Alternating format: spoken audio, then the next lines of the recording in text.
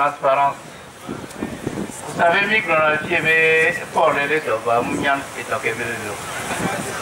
il y a une semaine, le docteur Kapati m'a dit qu'il n'était pas au bas fond de Saint-Jo parce qu'il était malade. Oui, au stade de Nigato parce qu'il était malade. Donc, je voudrais vous expliquer ce qui justifier pourquoi il n'était pas là. J'ai mal au pied, c'est tout. J'avais la goutte, une crise de goutte, c'est pourquoi il n'était pas là. Donc, je vais bien.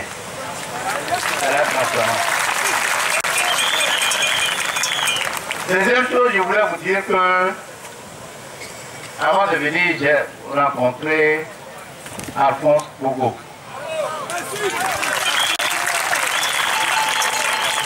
Je l'ai rencontré depuis mardi, chaque jour je le vois. Il vous salue. Il entend de temps en temps tout ce que vous faites et souhaite que vous continuiez ainsi. Il y a quelque chose il va bien. Il va moralement bien, mais vous savez, dans ces conditions, quand on vous arrête pour des raisons que vous ne connaissez pas, c'est toujours très difficile de le supporter. Mais il a dit quelque chose que je ne partageais pas. Il a dit que même s'il doit mourir en prison, nous devons continuer la lutte.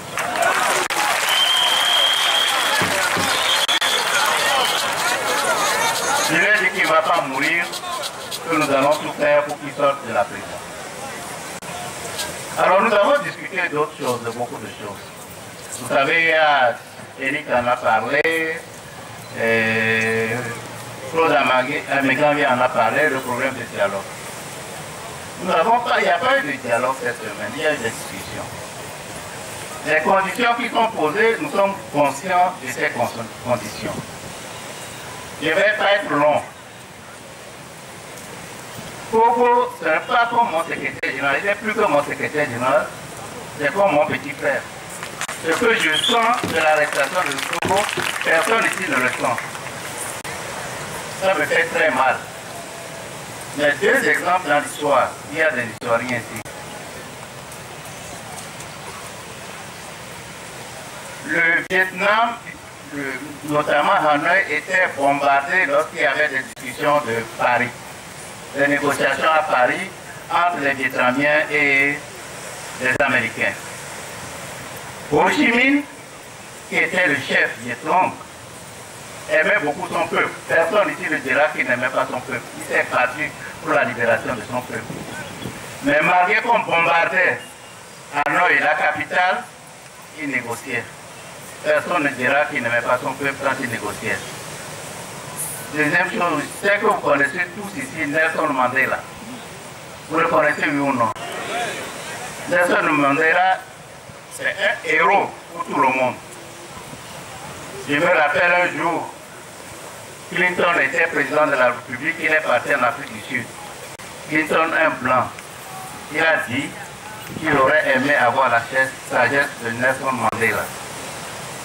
Vous savez, Nelson Mandela est le prisonnier politique le plus illustre du monde. Vous le savez tous. Il a fait plus de 20 ans en prison. Mais il a commencé à négocier avec les présidents de ses ennemis quand il était en prison. C'est des exemples.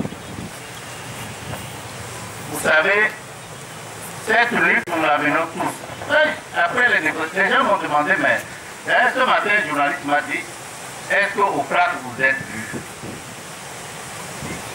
Même après le dialogue, la discussion, les gens m'ont demandé, mais est-ce que le FRAC est fini? Comment ça? Qu'est-ce que ça veut dire?